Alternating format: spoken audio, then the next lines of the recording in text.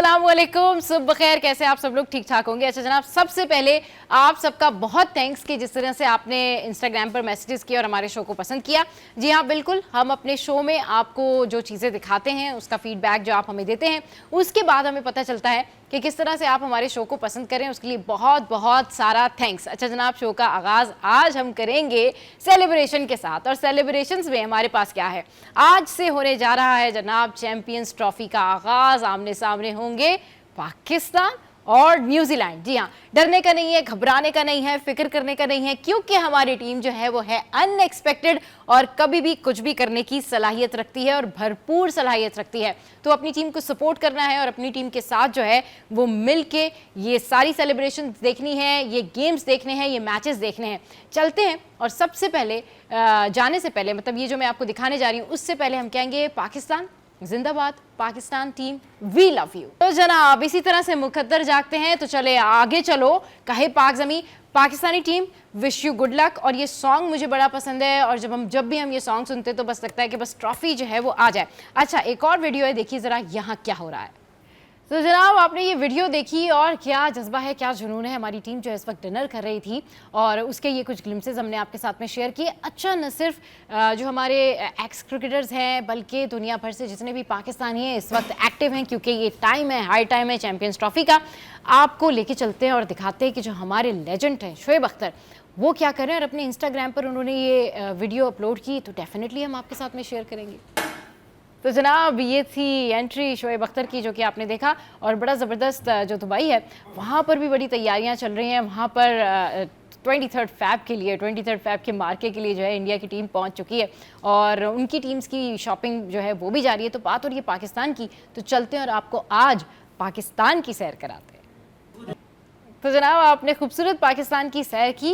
अच्छा, खूबसूरत पाकिस्तान में खूबसूरत लोग रहते हैं और खूबसूरत खूबसूरत चीज़ें होती हैं, तो मेकअप भी बड़ा खूबसूरत होता है। और आई मेकअप की तो क्या बात है, जिसके लिए आप लोग मुझे इंस्टाग्राम पर बहुत सारे मैसेजेस करते हैं कि भाई आप आजकल आई मेकअप करना क्यों नहीं दिखा रहे।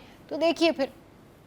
If you pack some brown eyeshadow in the inner and outer corners and then dab over it to blend it out, then use a black gel pencil in the inner and outer corners only to smudge it out with a sponge tip applicator, and then apply a highlighter right in the center of the lid and lower lash line before you finish up with a coat of mascara. Then this is what you get.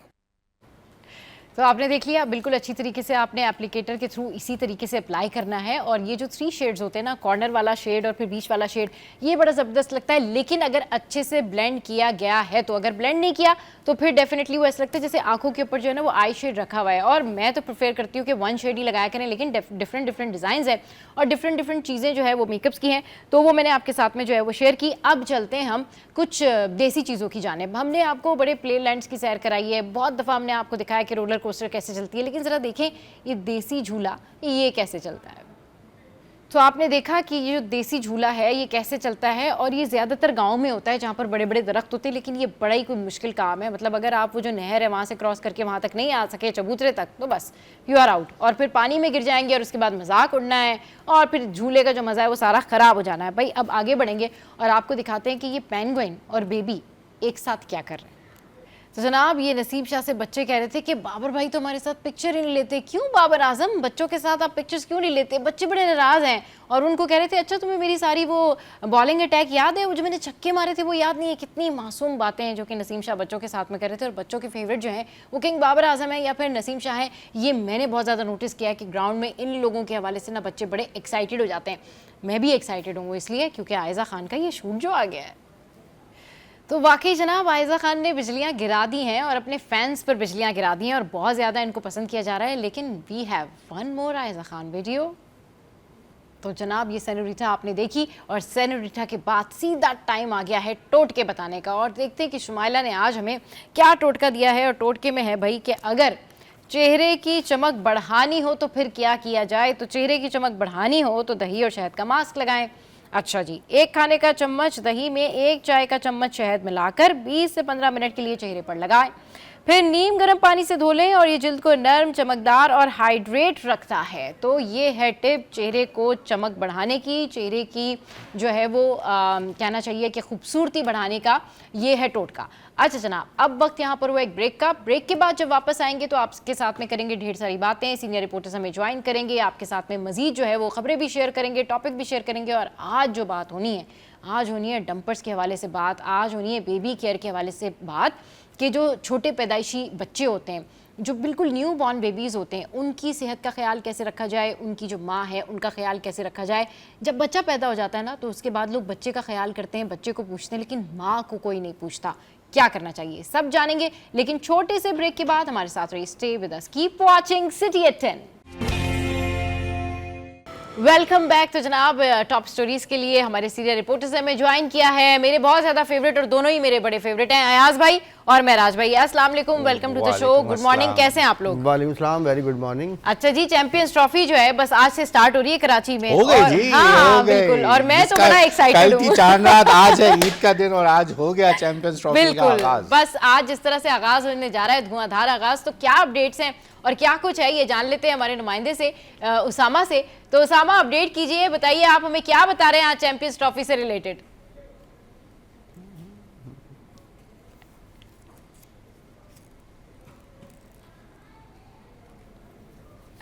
चलिए जी, उसामा जो है बस थोड़ी देर में join करेंगे और हमें बताएंगे कि भाई चैंपियंस ट्रॉफी में आज जो है वो क्या क्या कुछ का थोड़ा सा कनेक्टिविटी का कोई प्रॉब्लम होगा, इसलिए जरा जी हाँ बिल्कुल, प्रोटोकॉल भी है, सिक्योरिटी है, सिक्योरिटी का बड़ा जबरदस्त इंतजाम है। पाकिस्तान भी आज हाँ बिल्कुल, हाँ बिल्कुल, वो भी जा रहे हैं। और मतलब मैं तो बहुत ज्यादा एक्साइटेड हूँ। अयाज भाई, आप जरा बताएं आपके क्या जज्बात है, क्योंकि आज से हमारे जो पहला मैच है पाकिस्तान वर्सेस न्यूजीलैंड स्टार्ट होगा, फिर एक बड़ी जबरदस्त तकरीब भी है। उसामा ने हमें ज्वाइन किया है। जी उसामा, अपडेट कीजिए।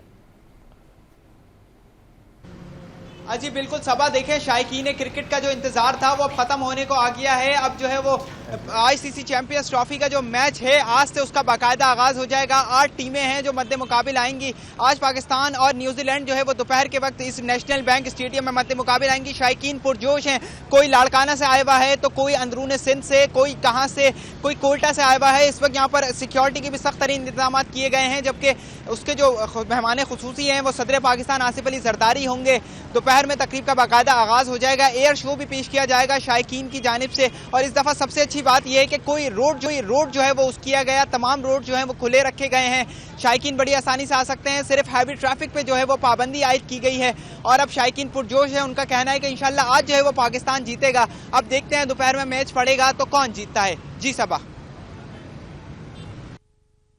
ऑब्वियसली हमारी नेक तमन्नाएं, नेक ख्वाहिशात, बेस्ट विशेस जो हैं वो पाकिस्तान के साथ ही हैं। सिटी अपडेट्स भी हैं, दीगर ढेर सारी खबरें भी हैं, लेकिन सबसे पहले एक एक कमेंट जो है वो मैं ले लूँ अयाज भाई से, महराज भाई से। अयाज भाई, महराज भाई, जरा बताएं क्या आप लोग सोच रहे हैं आज के मैच के हवाले से। कराची सिटी ऑफ लाइट्स, आज बस जगमगाने का दिन है, आज तो भाई सेलिब्रेशन है कराची में। बिल्कुल सेलिब्रेशन है। वो जनरेशन, जो यंगस्टर्स जिन्होंने ऐसे टूर्नामेंट देखे ही नहीं, उनके लिए पहली बार 29 साल बाद कोई बड़ा इवेंट पाकिस्तान होस्ट कर रहा है। हाँ, बिल्कुल। तो हम अब बिल्कुल तैयार हैं, हमारी जज्बात हैं, हमारी टीम के साथ हैं। और सबसे अहम चीज़ है कि हमने न्यूजीलैंड को ईज कर दिया था ट्रायंगल सीरीज के अंदर कि आप हमें इजी ले लें, और आज जब टूर्नामेंट शुरू होगा तो आज हम अपना जलवा दिखाएंगे, उम्मीद यही है। लेकिन टॉस एक अच्छा किरदार अदा करेगा आज के दिन में, क्योंकि रात के टाइम में जो बैटिंग और बॉलिंग करेगा उसके लिए थोड़ी सी ड्यू फैक्टर जो हमारे यहाँ कराची के आ जाता है वो एक उसके लिए होगा। देखते हैं, टॉस एक मेन किरदार अदा करेगा। टॉस से मुझे याद आया महराज भाई,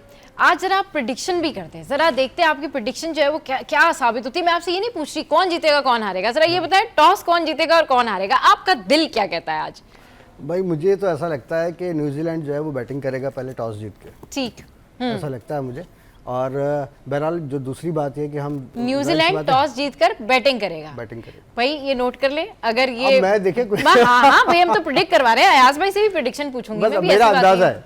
ठीक है जी, और अच्छा है, चले। लेकिन बात यह है कि किसी भी तरह देखिए इस वक्त सबके दिल ना एक साथ धड़क रहे हैं। हाँ। हम लेकिन मुझे इस बात की बड़ी खुशी है महराज भाई कि जिस तरीके से पहले मैच में अयाज भाई ने कहा ना, मैं भी बिल्कुल ऐसे ही सोच रही हूँ कि हमने पहले न्यूजीलैंड को बता दिया ओके जी, बट आज जो है वो कुछ डिफरेंट बताएगा पाकिस्तान इंशाल्लाह। भाई प्रेडिक्ट करें, आपकी प्रेडिक्शन बताएं, मैच कौन जीतेगा हारेगा, टॉस जीतेगा। पाकिस्तान अगर टॉस जीतेगा तो पहले बॉलिंग करेगा, और अच्छा। अगर जीतेगा तो वो उनको पहले बैटिंग कराएगा, अच्छा, सही। क्योंकि सेकेंड हाफ में बॉलिंग थोड़ी मेराज भाई ने कहा है कि जी बात एक ही है, पाकिस्तान, बात एक ही नहीं है। नहीं नहीं, नहीं देखिए, नहीं, टॉस मेराज जीतेगी। भाई ने कहा है पाकिस्तान जो है अगर वो, न्यूजीलैंड टॉस जीतेगा तो पाकिस्तान को बैटिंग कराएगा, ये भी ठीक है। चलेगा। नहीं, आप अपने वर्ड्स दोबारा रिपीट करें, आपने क्या कहा है? न्यूजीलैंड टॉस जीत के बैटिंग करेगा। न्यूजीलैंड टॉस जीतकर बैटिंग करेगा और अयाज भाई ने कहा है जी पाकिस्तान टॉस जीतकर बॉलिंग देगा उनको। चलिए जी, अब सिटी अपडेट्स की जाने बढ़ते हैं और देखते हैं कि इन दोनों में से कल की जो प्रेडिक्शन है वो क्या किसकी सही साबित होती है, कौन जो है इनमें अंतर्यामी है, कौन जो है वो बाबा है। अच्छा जनाब, अब जाते हैं फ्लाइट्स की तरफ। कौन सी फ्लाइट्स हो गई है मनसूख और क्या कुछ चल रहा है ये हम आपको बताते हैं। फ्लाइट्स में आज कराची से रवाना होने वाली एक जो फ्लाइट है वो मनसूख की गई है और कराची से इस्लामाबाद सीरीन एयर ER502 मनसूख है। इसके बाद जल्दी से आ जाते हैं, आपने खाना पकाना होगा। दालों के रेट्स आपके साथ में जो है वो शेयर करते हैं। दालों के रेट्स जो है वो कुछ इस तरह से हैं कि जो दाल माश है वो है 405, उसके बाद जो है मूंग की दाल है वो 310, उसके बाद मसूर की दाल जो है उसके प्राइस हैं 250, फिर उसके जो रिटेल प्राइस है वो 262 है। मसूर की दाल जो है, अच्छा दोबारा से आ गई यहाँ पे, वो है होलसेल प्राइस 240 और उसके बाद दाल चना जो नंबर 1 दाल है वो है 340 और उसके रिटेल प्राइस है 35 और अब काबली चना जो है उसके होलसेल प्राइस हैं 3110 और इसके रिटेल प्राइस हैं 325। तो ये तो हो गए भाई दालों के रेट्स। अब बढ़ जाते हैं हम सोने के रेट्स की जानेब और सोना जो है वो महंगा हो गया, सस्ता हो गया, जान लेते हैं। मैं भी अभी देखती हूँ कि क्या सूरत हाल है। तो सोने की कीमत में हो गया इजाफा। अच्छा जी, मतलब आप बेच सकते हैं लेकिन खरीद नहीं सकते। ये भाई मिडिल क्लास लोगों की, गरीबों की बात हो रही है, हम जैसे लोगों की बात हो रही है। आलमी मार्केट में सोना $10 बढ़कर $2910 फी ऑन्स हो गया और मुल्की मार्केट में जो है फी तोला सोना 1000 रुपये महंगा होकर 3,04,200 रुपए का हो गया, जबकि 10 ग्राम सोना 857 रुपए इजाफे के बाद 2,60,802 रुपए पर पहुंच गया है। 1 तोला चांदी 3,350 रुपए पर बरकरार है। तो ये तो हो गए हैं सोने के रेट्स और उसके बाद जो है वो अब जो चिकन है उसके रेट्स मैं आपके साथ में शेयर कर लेती हूँ। वो है 650 और फिर उसके बाद जो है अंडा वो है 240 रुपये दर्जन और उसके बाद बीफ जो है वो 950 का है। मटन जो है वो 2000 का है। फ़िश जो है वो 600 रुपये की है। और इसके बाद अब हम आ जाते हैं सेल्स के ऊपर कि कहाँ कहाँ क्या क्या सेल्स लगी हैं एंड इसके अलावा जो मौसम का हाल है और करेंसी रेट से थोड़ी देर में हमारी स्क्रीन पर पॉपअप हो जाएंगे। सेल आपने कहाँ कहाँ से पिक कर सकते हैं, कहाँ कहाँ से आप ड्रेसेस ले सकते हैं। यह है मिनी माइनर्स, यहाँ पर है 50%, केसरिया पर है 50%, एक्सपो स्टोर पर है 70% और बरीजे पे है 30% और शैनन पर है 35%, इत्तेहाद पर जो है वो है 25%। तो ये तो हो गई हैं जनाब सेल्स। और एक आपके साथ में जो है वो अब शेयर करते हैं research and it's about fish. Fishes तो आपने बहुत सारी देखी होंगी और आपने देखा होगा कि जो बड़ी वाली फिशेस होती हैं, जो छोटी फिश होती हैं वो आपने देखा होगा कि वो खा रही होती हैं, वो उनके मुंह में होती हैं और वो लोगों को लगता है कि भाई ये देखिए कितनी जालिम फिशेस हैं, ये वाहिद फिशेस हैं जो कि छोटी मछलियों को खा रही हैं। मगर इसकी जो पीछे बैकग्राउंड स्टोरी है वो ये है कि छोटी मछलियाँ जो हैं बड़ी मछलियों के जो मुंह की हाइजीन है उसके लिए इनके मुंह के अंदर जाती हैं। जो भी इनका खाया हुआ गोश्त होता है या फिर इनकी हाइजीन होती है, ये सफाई सुथराई का काम करती हैं और उसके बाद जो है ये वापस बाहर आ जाती हैं और इसके मद में जो है इनको वहाँ पर फूड मिलता है और ये कहलाता है कि ये जो इनका क्लीनिंग स्टेशन होता है। बड़ी मछलियाँ छोटी मछलियों के पास जब जाती हैं वहाँ पर बहुत सारी छोटी मछलियाँ होती हैं।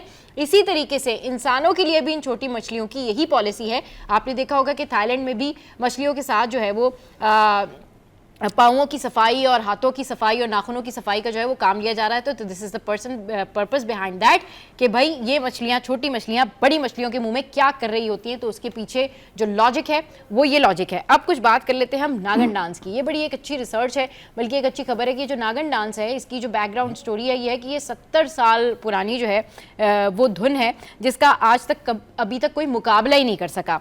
मन डोले मेरा तन डोले मेरा दिल का गया करार रे कौन बजाए बांसुरी। तो ये जो एक वर्डिंग्स है या ये जो एक पूरा सॉन्ग है इसको 70 साल हो चुके हैं और सन 1954 में सिनेमाघरों में रिलीज होने वाली फिल्म नागन के इस गाने में जब अदाकार प्रदीप कुमार बीन बजाते थे तो अदाकारा वैजंती माला अपने हवास खोकर बीन की धुन पर रक्स करने लगती थी। तो आज इसको 70 साल हो चुके हैं लेकिन अब तक इस धुन का कोई मुकाबला नहीं कर सका और आज भी ये जो गाना है ये रीमेक की सूरत में बहुत सारी जगहों पर आपके सामने आता है और आप देखते हैं कि इस गाने पे शादियों में भी बड़ा डांस होता है। बल्कि इस गाने पे जो है वो एक खातून थी जो बड़ी वायरल भी हो गई थी। तो भाई 70 साल हो चुके हैं। अच्छा 20 साल भी हो चुके हैं, लेकिन 20 साल किस चीज़ को हो चुके हैं? हमारे YouTube को। जी हाँ, YouTube को 20 साल हो चुके हैं और इसके जो स्टैट्स हैं हूँ हम आपके साथ में शेयर करते हैं। यूट्यूब 20 साल का हो गया है और इसने आलमी सकाफत को नई शक्ल दे दी है। ये अमेरिका में सबसे ज़्यादा मकबूल सोशल मीडिया प्लेटफॉर्म है, जहाँ 83% जो जवान लोग हैं वो इसका इस्तेमाल करते हैं। 93% जो है वो यंगस्टर इसे देखते हैं और रोज़ाना तकरीबन जब ये स्टार्ट हुआ था तो इसमें 65,000 वीडियोस अपलोड होती थी, जबकि 2006 में जो है वो 500 मिनट फी घंटे की वीडियोस अपलोड की जाती थी। अब 2022 में यूट्यूब पर 9 बिलियन व्यूज़ थी, जो 2024 के वक्त तक 14.8 बिलियन तक पहुंच गई, यानी सिर्फ 2 साल में 60% का हो गया है इजाफा। तो यूट्यूब हो गया 20 साल का और इसके जो व्यूवर्स हैं वो बहुत ज़्यादा हो गए हैं। अब कुछ हाल जान लेते हैं हम मौसम का हाल ये है कि कोयटा में आज गरज चमक के साथ झालाबारी की पेशगोई की गई है। महकमा मौसमियात ने आइंदा 24 घंटों के दौरान कोयटा समेत सूबे के 19 अजला में गरज चमक के साथ बारिश और झालाबारी की पेशगोई की है, जबकि मंगल को कोयटा, खुजदार, लसबेला और तुरबत में हल्की बारिश भी हुई थी और बेशतर अजला में मौसम जुजवी तौर पर अबर आलूद भी रहा था। तो ये तो जनाब हो गया है हमारा मौसम का हाल। और अब हमारे साथ में हमारे सीनियर रिपोर्टर्स बैठे हुए हैं महराज भाई, और महराज भाई जो है उनके पास आज बड़ी अहम खबर है, एक बड़ी इनसाइड स्टोरी है। महराज भाई से स्टार्ट करते हैं। महराज भाई जरा बताइए कि क्या अच्छी खबर है, बुरी खबर है, क्या खबर है आपके पास, जरा बताएं क्या हुआ, क्या है आज कल से, बल्कि कल जो एक बड़ी अच्छी चीज़ हुई है वो क्या हुई है? देखिए, एक हमारे यहाँ थाना कल्चर जो है वो बहुत ज़्यादा ख़राब है और अमूमन जो भी थाने में जाता है उसको यही शिकायत होती है कि मुझसे पैसे मांग लिए या मुझसे बदतमीजी से बात की गई, मुझे धमकाया गया।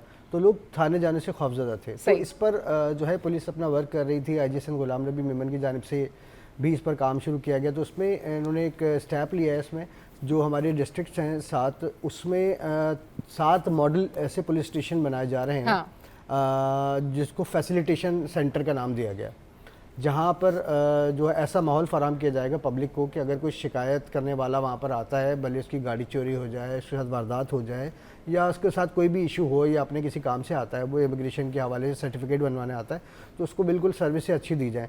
तो इस हवाले से एक जो अभी सबसे पहले जो है शार फैसल पुलिस स्टेशन है, शार फैसल पर ही है ये, ड्रग रोड पर, तो उसको रेनोवेट किया गया। और रेनोवेट करने के बाद जब हम कल वहाँ पहुँचे तो वाकई ऐसा लगा कि शायद इनकलाब आ गया हो।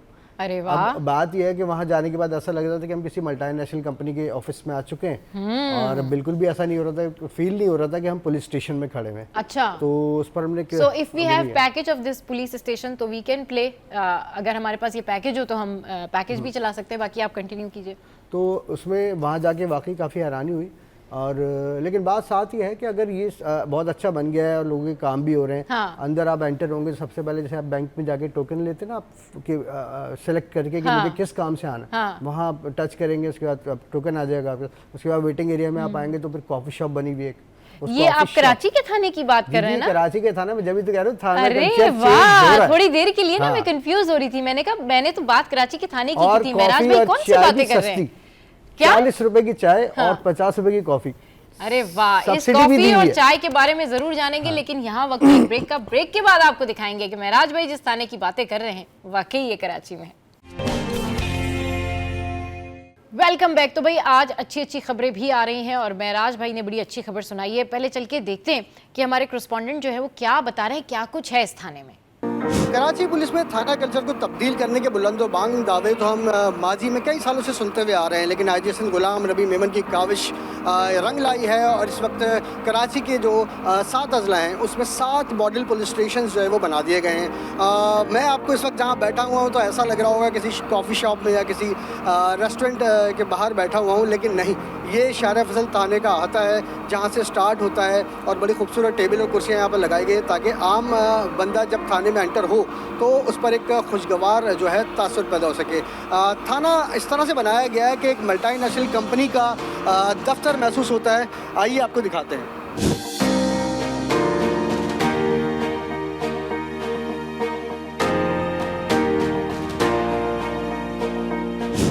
आज बिल्कुल इस वक्त हम दाखिल हो चुके हैं फैसिलिटेशन सेंटर में शार फैसल थाने में जो बनाया गया है स्पेशली, और इस वक्त SSP ईस्ट हमारे साथ मौजूद हैं डॉक्टर फारूक रज़ा।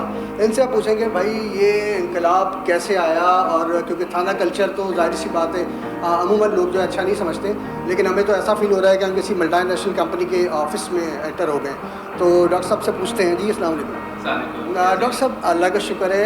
ये बताएं कि ये एक तो ख्याल कैसे आया, और मैं तो बड़ा हैरान हो रहा हूँ यहाँ पर आके, क्या क्या फैसिलिटीज़ यहाँ पर पब्लिक के लिए दी जा रही हैं। हुकूमत सिंध और इंस्पेक्टर जनरल ऑफ पुलिस का ये विज़न था कि थाने ऐसे होने चाहिए जहाँ पे अगर लोग आते हैं तो उनको जदीद सहूलतें मैसर हों और माहौल ऐसा अच्छा हो कि बंदा अगर किसी परेशानी से आ रहा है तो उसको कोई अच्छे तरीके से सुनने वाला हो, अच्छे माहौल में बैठ के उससे बात करने वाला हो और उसके मसाइल का हल फराहम करने वाला हो। तो सबसे पहले कोई भी आदमी जब आता है तो हमने ये टोकन काउंटर बनाया हुआ है जहाँ पे इलेक्ट्रॉनिकली जो भी जिस नौइयत का भी मसला हो उस नौइयत का बटन प्रेस करेगा और उसको यहाँ से टोकन जारी होगा।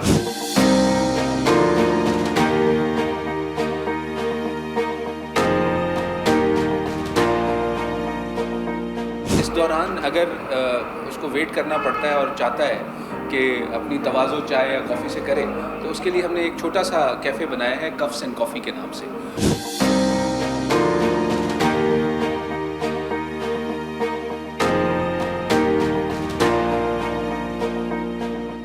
यहाँ पे कोई आदमी इंतज़ार कर रहा है तो उसको हम लोगों ने फ्री वाईफाई की सहूलत भी यहाँ पे दी हुई है।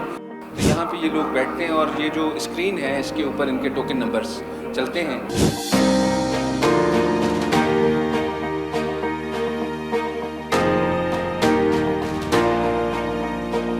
ख़वातीन और बच्चों के कोई इश्यूज़ हैं तो हम लोगों ने यहाँ पे वुमेन एंड चाइल्ड असिस्टेंस के लिए अलहदा एक रूम बनाया हुआ है जहाँ पे इनको बैठ के हमारी ख़वातीन स्टाफ जो हैं वो सुन सकती हैं, इनके मसाइल का हल तलाश कर सकती हैं। और साथ साथ हमने ख़वातीन के लिए वॉशरूम की सहूलत भी अलहदा से दी हुई है कि अगर उनको वॉशरूम वगैरह इस्तेमाल करना है।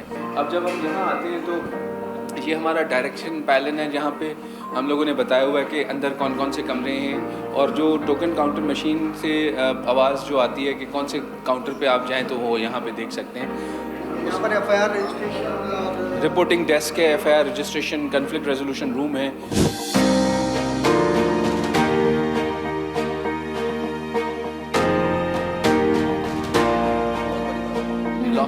तो जनाब आपको महराज भाई ने सैर कराई इस थाने की। ये एक जदीद तरीन थाना है जो कि बना है कराची में। यकीन नहीं आ रहा था, मतलब कॉफ़ी शॉप भी थी। और महराज भाई थोड़ा सा बताएं, आप जब अंदर गए आपको यकीन आ रहा था कि आप ये थाने वाने में घूम रहे? नहीं, वाकई मुझे भी यकीन नहीं आ रहा था क्योंकि थानों के से हम भी वाकिफ़ हैं और आप भी वाकिफ़ हैं। इनका कोई तासुर अच्छा होता नहीं है। लेकिन बहरहाल एक पुलिस की अगर काविश है, उन्होंने फैसिलिटेशन सेंटर बनाया तो वो मुझे बजाय मतलब अच्छा लगा। एंटर होते ही टोकन सिस्टम है, उसके बाद सामने रिसेप्शन बना हुआ है, कॉफी हाउस बना हुआ है। बात ये कि ऐसे जैसे बना है ऐसे रह जाइए। बात यह है कि यहाँ जो लोग आपने तैनात किए हैं वो पढ़े लिखे लोग हों और प्रॉपर यहाँ पर सफाई का और लोगों को जो भी देखभाल हो रही है उनकी इसी तरह काम किया जाए तो इस तरह जो है पुलिस में और आवाम में जो दूरियां हैं वो कम हो सकती हैं। लेकिन अगर ये प्रॉपर इसी तरह चले, ये नहीं कि 3 महीने बाद यहाँ पर कुछ और हो रहा हो और ये सारा सामान जो है निकाल के ले जा चुका हो कोई SHO अपने घर पे और वहाँ लगा दिया हो उसने और यहाँ पर फिर वही हाल हो जाए, तो इसके लिए इनको ख़ास तौर पे देखना पड़ेगा क्योंकि 7 अजला में 7 मुख्तलिफ जो है फैसिलिटेशन सेंटर बना रहे हैं। करोड़ों रुपये उसके ऊपर खर्च भी हुआ है। तो अब यह है कि ये जो अच्छा तासुर देना चाह रहे हैं आवाम को, तो अच्छा तासुर भी दें, उनकी मदद भी करें, उनसे खुश अखलाक़ी से पेश भी आएँ तो ये मामला बेहतर होगा। लेकिन अगर ये सिर्फ इसलिए है कि जी बजट को खर्च करना है और कुछ अच्छा करके दिखाना है तो मेरे ख्याल में फिर ये ज़्यादा अरसे नहीं चल पाएगा। ठीक है अयाज भाई, आप इस पे क्या कमेंट करेंगे थाने पे? मैं तो ये सोच रहा हूँ कि जिन हालात में वो थाने थे और उनके जो खर्चे थे जी, तो वो जो इलाके की भीड़ से पूरे किए जाते थे, जब इतना अच्छा बना दिया जाएगा तो अब उसका आप तो सिर्फ 1 मिनट, सिर्फ महराज भाई मुझे कहते हैं कि मैं ही इस तरह की बातें करती हूँ, खुशी हुई मुझे कि कोई और भी ऐसे सोचता है। जी बिल्कुल, कंटिन्यू करें। मेंटेन करने के लिए इसको एक अच्छी पैसे चाहिए। देखिए मेंटेनेंस जो भी चीज है इसको मेंटेन करना, महराज भाई भी यही बात कर रहे हैं, आप भी ये बात कर रहे हैं। जो का साइड देखिए इसको मेंटेन रखना है। हमारी अब या तो पुलिस को इतना बजट हुकूमत दे कि वो मेंटेन ऐसे रह सकें, या फिर पुलिस खुद बजट जब जनरेट करने पे आएगी इसको मेंटेन करने के लिए तो फिर आवाम के ऊपर जो इसका बोझ आवाम को तो नहीं उठाना पड़ेगा। ये देखते हैं आने वाले दिनों में ये भी रिपोर्ट हो जाएगा कि भाई इसको मेंटेन कैसे किया जा रहा है। इसके लिए अलग से बजट जो है मुख्तस किया गया है उन फैसिलिटी जो सेंटर्स ये बना रहे हैं। बात अब ये है कि यहाँ जाएगा कौन, जाएगा मजबूरी लेके जाती है इस थानों की तरफ, क्योंकि जब किसी की कोई चीज़ चोरी हो जाती है, कोई वारदात हो जाती है, जब पुलिस के पास जाया जाता है बहुत ही कोई ऐसा एसएसपी ऑफिस वो लोग जाते हैं जो बाहर ट्रैवल करने होते हैं तो करेक्टर सर्टिफिकेट लेने कोई एक मजबूरी में ऐसा रोज वो आदमी चला जाता है जिसका कोई काम नहीं, लेकिन कोई ना कोई हादसा, कोई मजबूरी, कोई आपके साथ इस तरीके का वाकया पेश आता है तो आप पुलिस की मदद की तरफ जाते हैं। तो थाना कल्चर मसला नहीं है, मसला है माइंड सेट। थाना कल्चर जो है वो एक माइंड सेट है ना पुलिस का, कि मैं बात सारी ये, आप शीशे का महल बना के उस महल का चौकीदार जब पैसे लेके बैठेगा तो उसने तो पैसे कमाने हैं ना। आप बात सारी है कि आप बिल्डिंग स्ट्रक्चर तो दे रहे हैं लेकिन सिस्टम निज़ाम बदलना है हमने। पहले निज़ाम बदला जाएगा फिर ये सब चीज़, ये तो वही बजट फिर फारिग हो जाएगा। आपके मेरी जेब का पैसा वहाँ लगा दिया है हमें। ये मॉडल थाने, पहले मॉडल थाने के नाम से शुरू हुआ था, ये पहले मॉडल थाने बनाए गए। मॉडल थाने अब नहीं हो गए तो अब नया एक नाम आ गया, फैसिलिटेशन सेंटर बनाने शुरू कर दिए। भाई पहले मॉडल थाने तो पूरे कर देते हैं आप। सही बात है, मॉडल थाने पूरे हो गए हमारे, बन गए सारे मॉडल थाने। ये उसी सिलसिले की कड़ी है, उसी सिलसिले की कड़ी। पहले डीएचए से शुरू किए थे, वो साहिल और उसको जो साथ हैं वो अच्छे खूबसूरत बिल्डिंग उनकी बनाई गई, वो देखे गए थे। फिर फिरोजाबाद को बहुत अच्छा स्ट्रक्चर दिया गया, वो भी ऐसी है अभी। तो ये सब चीजें होती हैं, लेकिन पैसे खर्च करने के मामलात वही जैसे निजाम को बदलना होगा, निजाम को बदलना होगा बिल्कुल, सिस्टम चेंज करना होगा। ये जो बात है ना कि बिल्कुल सिस्टम को चेंज करना होगा। अच्छा जनाब, अभी एक और खबर है जो मैं आपके साथ में शेयर करती हूँ कि कराची के नौजवान है मुस्तफ़ा, जिनको अगवा के 40 दिन बाद कत्ल किया गया, और किसने किया इस हवाले से अभी तहकीकात जारी हैं। तो इस हवाले से जो एक पैकेज है वो ज़रा ये पैकेज देखिए कि इस पर क्या पेशरफ्त हुई। Welcome back. तो ये रिपोर्ट अभी जो हमने आपको दिखाई मुस्तफ़ा से रिलेटेड, उस पर बात करने के लिए महराज भाई हमारे साथ मौजूद है। महराज भाई थोड़ा सा बताएं कि अभी क्या पेशरफ्त हो रही है, कहाँ तक पहुँचा ये केस, क्या डेवलपमेंट हुई? देखिए केस तो अभी फ़िलहाल कोर्ट में है, उसका रिमांड पहले नहीं दिया जा रहा था और इसके बाद जो है फिर उसके वालिदैन की जानिब से फिर वकील पेश हुए, हाई कोर्ट गए, तो उसके बाद उसका अरमुगान का जो है वो रिमांड भी दे दिया गया। लेकिन बात यह है कि जो इनसाइड मामलात हैं वो ये हैं कि इस शहर कराची में बहुत सारे सॉफ्टवेयर हाउसेस चल रहे हैं, ठीक है ना, जो कि ईजी मनी आपको दे रहे हैं। उसमें जो क्राइम हो रहा है उसको जो है FIA बिल्कुल भी नहीं देख रहा है। इस शहर में हर इलाके में तकरीबन जो है 3-3, 4-4 सॉफ्टवेयर हाउसेज हैं। आप ये तो देखें कि भाई अगर 4 लड़कों ने मिलकर एक सॉफ्टवेयर हाउस खोला, ठीक है, उनके पास बाइकें थीं, ठीक है, 1 साल के अंदर वो वीगो पे, डालों पे और नई नई गाड़ियों पे कैसे आगे भाई, कहाँ से कौन सा ऐसा पैसा है, कौन सा ऐसा सॉफ्टवेयर हाउस का बिजनेस है जो आपको 1 साल में या 2 साल में जो है वो करोड़पति कर देता है। तो मामला ये है कि इसमें जो इनसाइड स्टोरी है वो ये है कि अमेरिका में बैठे हुए लोगों को, गैर मुल्क में बैठे हुए लोगों के उनके जो उनके कार्ड्स नंबर हैं, उनके बैंक अकाउंट से वो खाली किए जा रहे हैं। 10,000 के अंदर की लिमिट में खाली करते हैं ताकि ज़्यादा शिकायत ना हो, फटा भी ना बने।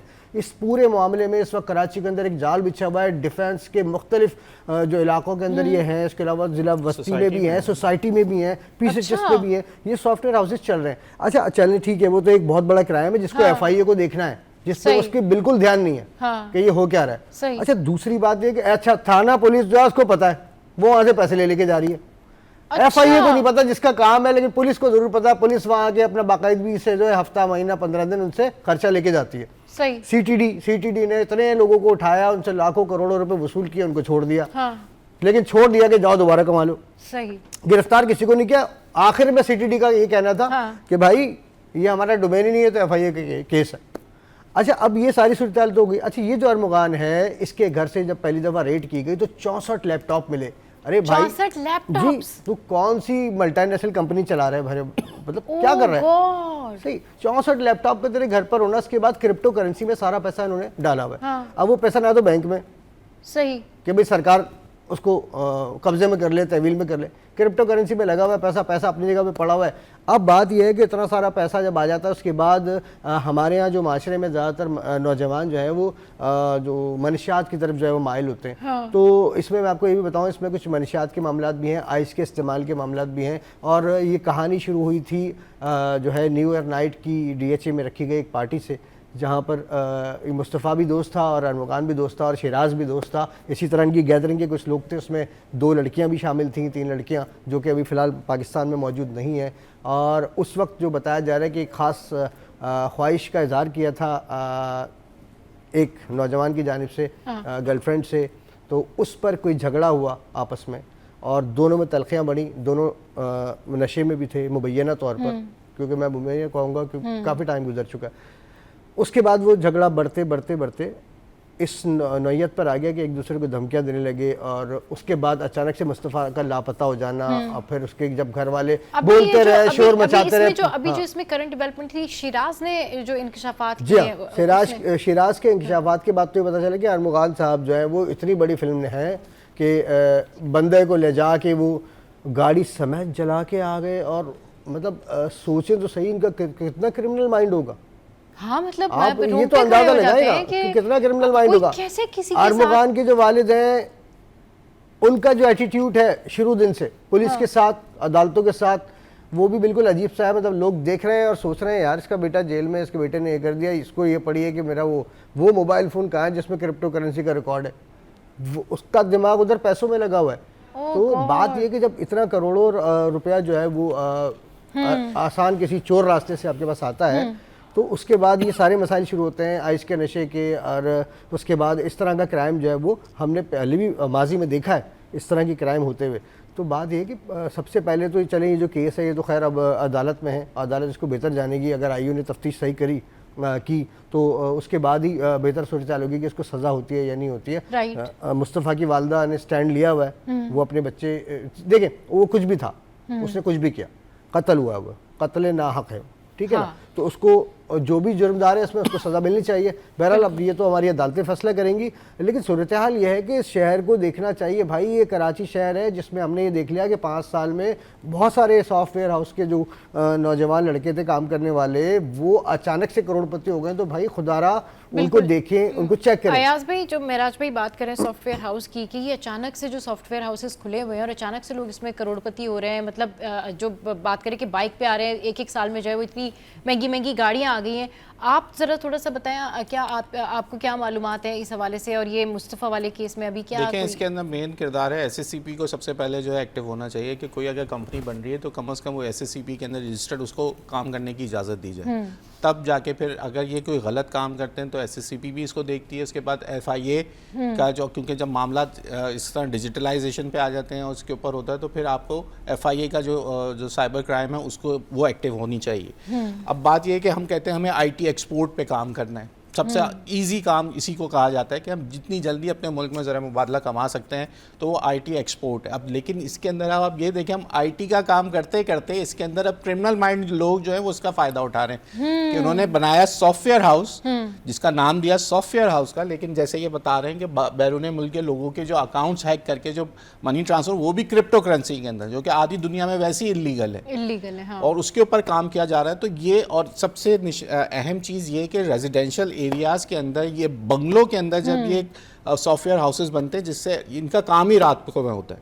अब जब ये क्रिमिनल माइंड लोग होते हैं, फॉर द फोकस ये लोग नशे करते हैं ताकि ये रात भर जागें, क्योंकि जब दुनिया में अमेरिका से काम करना है तो आपने रात में काम करना है पाकिस्तान में, क्योंकि 12 घंटे का डिफरेंस है। तो वो काम में फोकस रहने के लिए, रात भर जागने के लिए ये आइस का नशा इस्तेमाल करते हैं, क्योंकि वो आपको जगाती है, सही, उससे नींद नहीं आती। बाकी नशे जो है वो आपको सुला देते हैं, हाँ। तो ये जो आइस का नशा है ये जगाता है, ये हाइपर एक्टिव करता है आपको। इसकी जो स्टडी है वो आपको हाइपर कर देता है। तो उसका हाइपर होना, उसमें गुस्सा आ जाना और कई घंटों तक इसका असर रहना। मैं ये बात सोच रहा हूँ कि जब आपको एक नॉर्मली गुस्सा आता है, थोड़ी देर बाद आप कूल डाउन हो जाते हो, आप खुद कहते हैं यार मैंने गलत हो गया।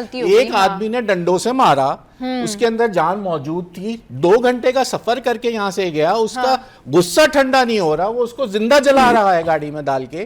तो इतना तो सोचने, जब आप ड्राइव कर रहे होते हैं या कुछ हमारी सोच होती है ना, आप कूल डाउन होते हैं, हाँ। वो कूल डाउन नहीं हो रहा, तो इसका मतलब है कि वो अपने सेंसेस में नहीं है, सही। तो आप ये देखें कि हम जो बार बार एक बात कहते हैं कि हमें इस वक्त इस माशरे में बच्चों के अंदर, ये खासकर स्टूडेंट्स के अंदर भी आइस का नशा जो बढ़ रहा है, उसकी वजह ये है कि वो फोकस करना चाहते हैं, रात भर पढ़ना चाहते हैं। उनको उनके दोस्त बताते हैं कि भाई जो ये ग्रुप स्टडीज हो रही है उसमें लोग बच्चों को भेज रहे हैं, यहाँ पे बड़ा ट्रेंड बना हुआ है ना ये कि ग्रुप स्टडी में जा रहा है मेरा बच्चा। अरे ग्रुप स्टडी में जाने के लिए जो रात भर जाग रहा है वो क्या चीज इस्तेमाल कर रहा है, ये पेरेंट्स की जिम्मेदारी है जानना कि मेरा बच्चा एक घर में आता है, वो सो जाता था, आज वो पूरी रात कैसे जाग रहा है दोस्तों में बैठ के। दोनों के पेरेंट्स इस बात के जिम्मेदार हैं, यस, मुस्तफ़ा के भी, अरमुगान के भी और शिराज के भी, तीनों के पेरेंट्स। हाँ। उन्होंने ये नोटिस नहीं किया कि हमारे बच्चे अगर रात को काम कर रहे हैं तो वो क्या काम कर रहे हैं, सही, ठीक है, उनके पास इतना पैसा कहाँ से आ रहा है, हाँ। कोई चेक एंड बैलेंस नहीं रखा। तो आज जिस सिचुएशन से गुजर रहे हैं तो इसमें उनकी अपनी कोताहियां भी शामिल है। बिल्कुल, घर औलाद में पे नजर पैसा रखनी आ रहा है चाहिए। तो पेरेंट्स को पूछना चाहिए भाई, Obviously, ऐसा इस इन हालात में इतने ये पैसे बिल्कुल ठीक कह रहे हैं कि अगर घर में पैसा आ रहा है तो पेरेंट्स को पूछना चाहिए कि अचानक से इतने पैसे आ रहे हैं और बच्चे रातों को जा रहे हैं और किस तरह से वो जाग रहे हैं। महराज भाई, अयाज भाई, आप दोनों का बेहद शुक्रिया। अच्छा, अभी शो में यहाँ वक्त तो एक ब्रेक का, ब्रेक के बाद जब वापस आएंगे तो करेंगे डंपर माफिया के हवाले से बात कि इसके ऊपर क्या पेशरफ्त हुई है। इस हवाले से एक गेस्ट हमें ज्वाइन करेंगे, बड़ी अच्छी पर्सनैलिटी है, उनसे आपकी मुलाकात करवाएंगे। शो में यहाँ वक्त तो एक ब्रेक का, stay with us. Welcome back. तो जनाब, कराची में ट्रैफिक हादसा जो हैं वो बढ़ते जा रहे हैं और इसके ऊपर जो है अब सियासी जमातें सर जोड़कर बैठना शुरू हो गई हैं। तो सियासी जमातों और ट्रांसपोर्टर्स का एक मुश्तरका इजलास हुआ जिसमें वाक़यात को लिसानी रंग ना देने पर भी इत्तफाक किया गया और शर्जील इनाम मेमन जो है उन्होंने क्या कुछ कहा, इस ऑल पार्टीज़ कॉन्फ्रेंस में क्या कुछ हुआ, ये इस रिपोर्ट में देखिए। में स्टेक होल्डर्स के इजलास में सीनियर वजीर शर्जील इनाम मेमन, सूबाई वजीर दाखिला ज़ियाउल हसन लंजार, MQM के अली खुर्शीदी, ANP के शाही सैयद, जमात इस्लामी के मुस्लिम परवेज़ और ट्रांसपोर्टर्स के मुख्तलिफ नुमाइंदगान ने शिरकत की। इजलास में हादसात की रोकथाम और इश्तियाल अंगेज़ बयानात न देने पर इतफाक़ हुआ। इजलास के बाद मुश्तरका प्रेस कॉन्फ्रेंस से खिताब करते हुए शर्जील इनाम मेमन ने कहा कि हादसात एक इंतज़ामी मसला है जिसको लसानी और नफ़रतों का रंग देने की इजाज़त नहीं होगी। गुज़श्ता रोज़ 15 शरपसंदों को गिरफ्तार किया गया है। ये ना ही कोई सियासी इशू है, ना ही कोई लिसानी इशू है, ना ही इसका किसी किस्म से कोई रंग जो है वो दिया जाए। और सब पार्टी से मुझे खुशी हुई जिस तरीके से जमात इस्लामी ने ये बात बड़ी क्लियर की, MQM ने बात बहुत क्लियर की और कल जो है जिन लोगों ने वो जलाओ गिराव में मुलविस थे 15 लोगों को गिरफ्तार किया गया है।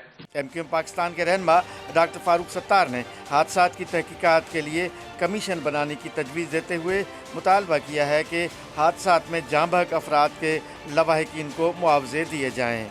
मेरे बयानात पर सादिया जावेद के रद्द अमल से हुकूमत की गैर संजीदगी नज़र आती है। जिनकी जानों का, मासूम और बेगुनाह शहरियों की जानों का इतलाफ हुआ है, तो हमें वहाँ तक उन तक पहुँचना चाहिए, रीच आउट करना चाहिए। और मेरे ख्याल में मेरे साथियों ने ये वाज़ेह किया है इस कॉन्फ्रेंस में कि इस मसले को ना ये लसानी मसला है, ना इसे लसानी मसला बनना चाहिए, इसकी इजाज़त नहीं होनी चाहिए। ANP के शाही सैयद ने कहा कि हादसे को सिर्फ हादसा समझना चाहिए, ये एक इंसानी मसला है, किसी कौमियत या लसानियत को निशाना नहीं बनाना चाहिए, ना हादसात पर सियासत की जाए। अब इसमें सारे केसेस जो हो रहे हैं या जो एक्सीडेंट हुए, जो वाक़यात हुए, इसको दूसरा रंग न रहे। ये इंतज़ामी मसला है, इंसानी मसला है, इस पर सबको दुख है, सब पे अफसोस है। जो लोग शहीद हुए हम उनके साथ, उनके दर्द में हम में शरीक है और दुआ भी करते, कोशिश भी करते कि आइंदा ना हो। खासकर जो हेवी ट्रांसपोर्ट है, रात का टाइम दिया हुआ है, रात भी चला है, उसूल भी चला है। जो लोग उसूल की खिलाफ वर्जी करे, खुला हमको भाई पुलिस वाले उसको अरेस्ट करे, गिरफ्तार करे, ना छोड़े। जमात इस्लामी कराची के नायब अमीर मुस्लिम परवेज़ ने कहा कि हुकूमत हादसात को रोकने के लिए मौसर इक़दाम करे। ट्रांसपोर्टर्स के नुमाइंदे लियाकत महसूद ने कहा कि ट्रांसपोर्टर्स हुकूमत के साथ हर ताउन करने के लिए तैयार हैं। इजलास में additional IG Karachi Javed Alam उडो, DIG traffic पीर मोहम्मद शाह समेत आला हुकाम ने भी शिरकत की। कैमरामैन हसनैन जाफरी के साथ आजिज़ जमाली, कराची। तो आपने आजिज़ भाई की ये रिपोर्ट देखी, डिटेल रिपोर्ट थी कल क्या कुछ हुआ ऑल पार्टीज़ कॉन्फ्रेंस में, इस पर मज़ीद क्या डेवलपमेंट हुई है। बैरिस्टर हसन खान इस वक्त हमारे साथ बात करने के लिए मौजूद हैं, जिन्होंने इस मसले के ऊपर बड़ा ज़बरदस्त जो है वो इनिशिएट लिया है। अस्सलाम वालेकुम sir, welcome to the show, कैसे हैं आप? ठीक ठाक? वालेकुम सलाम, अल्लाह का शुक्र, सो काइंड ऑफ यू। या अच्छा सर, ये बताएं कि अभी आपने पटिशन जो है वो दायर की है इस सारे डंपर के ख़िलाफ़, इस सिस्टम के अगेंस्ट, कि ये किस तरीके से लोगों को जो है वो हिट करते हैं सड़कों पर, क्या पेशरफ्त हुई है और क्या कुछ आपने उसके अंदर जो है वो एड ऑन किया है? सर ना, सबसे पहले तो C21 का शुक्रिया कि पहले दिन से आपके कोर्ट रिपोर्टर्स हों या आपके TV रिपोर्टर्स हों, वो इस मामले के ऊपर अपना उन्होंने सहाफ़ती जो किरदार होता है वो अदा किया, और दीगर मीडिया ने भी। अच्छा, अब देखें, जब मैं पटिशन लेकर गया लास्ट वीक, गालिबन मैं पटिशन मैंने फ़ाइल की है, कोई वेडनेसडे को मेरी हियरिंग थी, तो जब मैंने पटिशन उसके ऊपर फ़ाइल की तो मैं यही हाई कोर्ट के सामने एक इस्तदा लेकर गया कि शहर के अंदर जब एक टाइम पूरी दुनिया में एक मैकेनिज्म होता है, एक टाइम डिफाइन होता है कि आपको रात 11 या 12 से सुबह 6 तक हैवी व्हीकल जो है वो जिसको HTV कहा जाता है वो रोड्स के ऊपर वर्कआउट करेंगी और जो इंटरसिटी चेंज है वहां से शहरों के अंदर दाखिल होंगी। अफसोस के साथ पाकिस्तान का सबसे बड़ा शहर कराची, जिसके अंदर आज तक गवर्नमेंट इसी चीज पे जो है वो नाला नजर आती है, फेल्ड नजर आती है कि आपको हैवी व्हीकल जो है वो शहर में कब स्टार्ट करके उनको रोड्स पे लेकर आना है। मैंने हाई कोर्ट के सामने ये मुद्दा उठाया है कि मौजूद अदालत के जो मौजूद जज साहब थे उनके सामने यही मुद्दा उठाया। मैंने कहा सर, ना ही इनके फिटनेस सर्टिफिकेट्स होते हैं, ना ही इनके पास ड्राइविंग लाइसेंस होते हैं, क्योंकि गाड़ी डंपर जो है वो हिट करती है, डंपर छोड़ के ड्राइवर्स भाग जाते हैं, ना ही इनका बैकग्राउंड चेक होता है, ना ही इनका कोई कैरेक्टर सर्टिफिकेट होता है। और जब एक पाकिस्तान के अंदर एक कानून मौजूद है, सिंध के अंदर भी, कि प्रोविंशियल मोटर व्हीकल्स ऑर्डिनेंस के तहत उसके अंदर एक टाइम लिमिट और उसके साथ साथ स्पीड लिमिट डिफाइन है कि आपको अगर इतने जो है सीसी की गाड़ी होगी तो उसकी स्पीड 50 किलोमीटर होगी, 40।